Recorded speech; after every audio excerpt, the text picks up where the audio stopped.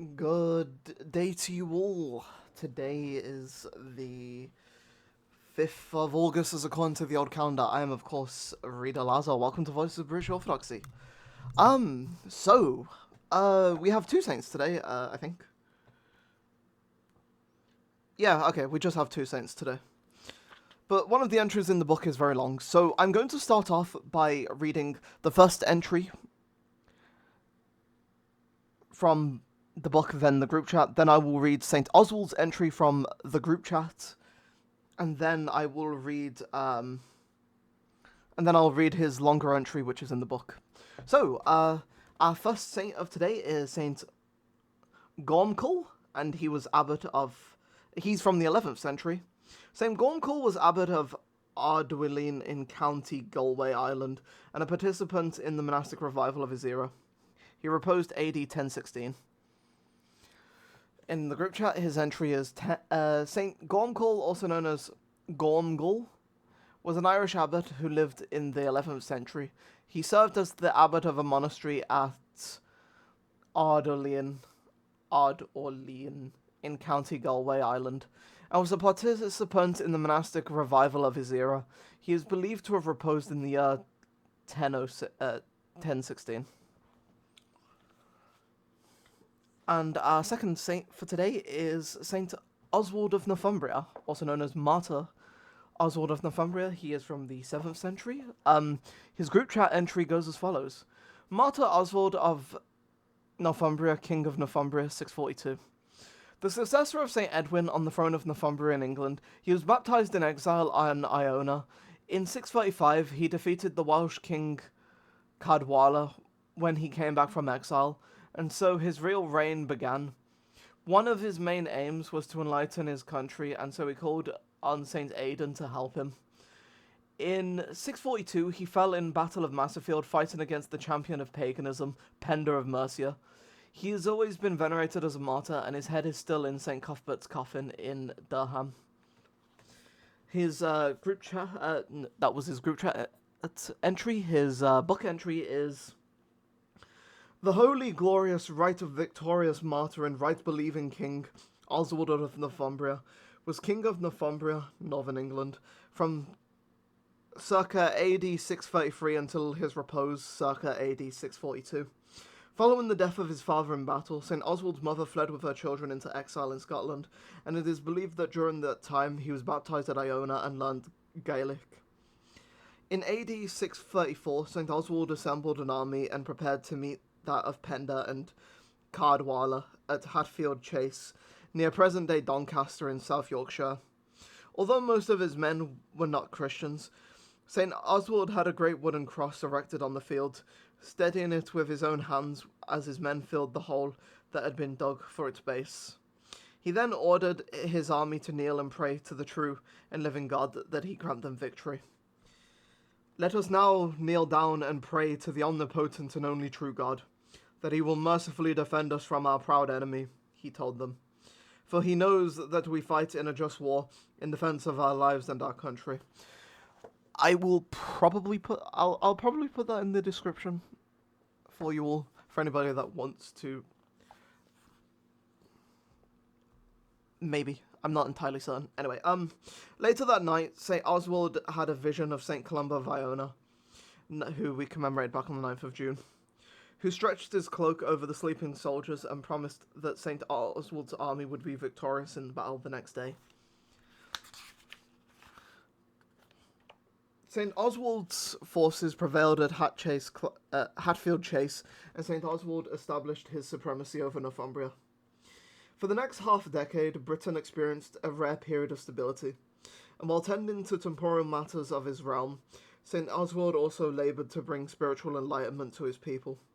Approaching the Celtic monks at Iona rather than the Roman clerics at Canterbury, St. Oswald invited missionaries to preach the gospel to his people.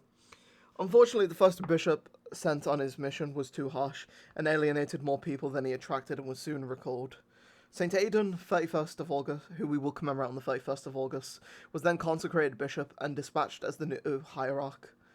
He proved to be the ideal choice, and St. Oswald gave him the island of Lindisfarne for his see. There, St. Áedán founded the famous Lindisfarne monastery, where many future saints were trained. As St. Áedán was not yet fluent in the Anglo-Saxon language, St. Oswald would often accompany him on missionary trips to act as an interpreter, and thus, through word and example, people were drawn to Christ. St. Oswald was seen sitting in prayer. He gave land and money for the establishment of monasteries, and was renowned for his charity and generosity to the poor, and it is illustrated by this incident.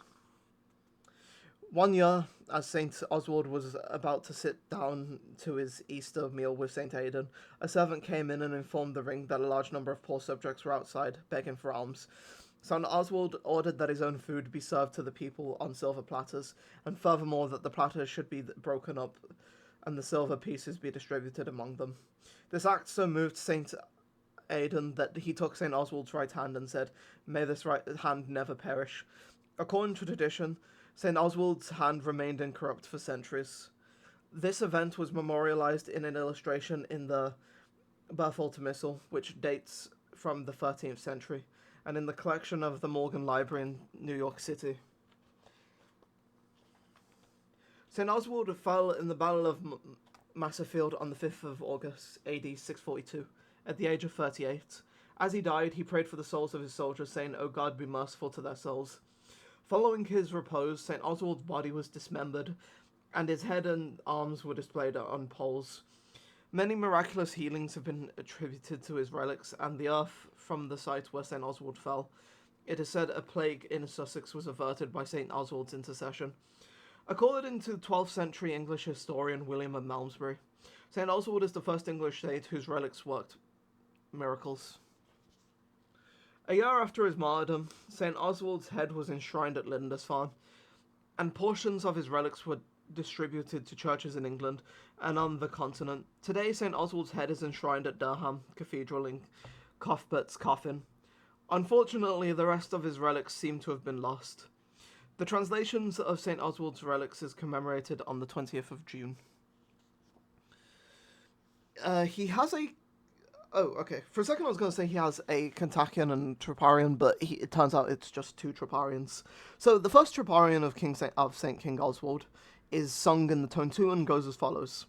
Mighty works did the holy King Oswald accomplish for the faith, for in his great and surpassing love he willingly laid down his life for the people of God. Wherefore the Christ God filled his sacred relics with mighty power, to heal the sick and to move men's souls to compunction. And the final Troparion, which is a little bit longer, is sung in tone 5 and goes as follows. Example to kings, champion of the faith, and missionary of God's holy word, thou didst excel in spiritual virtues, O Father Oswald.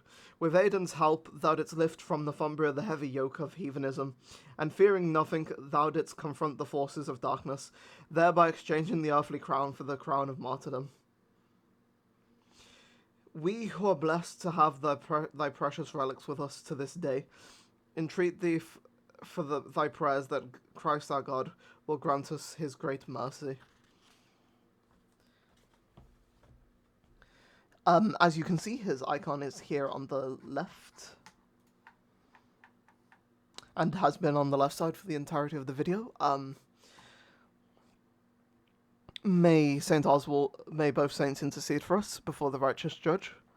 I hope you all have a wonderful day. Today's video is very early because tonight is the Transfiguration, so I hope you all go to Transfiguration liturgy. So tonight we have an all-night vigil, so I can't do it normal time, so yeah, this has been uploaded early. Anyway, I've been Reader Lazar, and God bless you all, and Amen.